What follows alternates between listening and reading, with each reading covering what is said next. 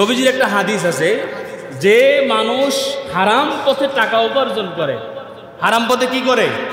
টাকা উপার্জন করে, হারাম পথে বিশাল বিল্ডিং বানায়, হারাম পথে বিশাল গাড়িতে চড়ে, মানুষ দেখলে স্যার আসসালামু আলাইকুম সালাম দেয়, কিন্তু ও ভিতরে ভিতরে এটা উপলব্ধি করে, তুই স্যার কইলে হবে কি, আমি তো গমসর, কথা হয় না, তুই সালাম দিলে হবে কি, আমি তো চোর, আমি তো সুদখোর, আমি তো ঘুষখোর, কারণ এই টাকা তো আমার নিজের ইনকামের নয়, আমি কলম ঠেকায় কামাইছি।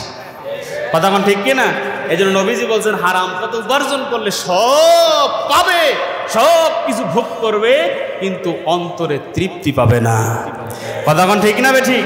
এই জন্য গরিব মানুষ কাঁচামরিচ দিয়ে, ডইলা পেঁয়াজ দিয়ে পান্তা ভাত পেট ভরে খায়, আর ইলিশ মাছ কোপ্তা কোরমা খায়, স্বাদ লাগে না।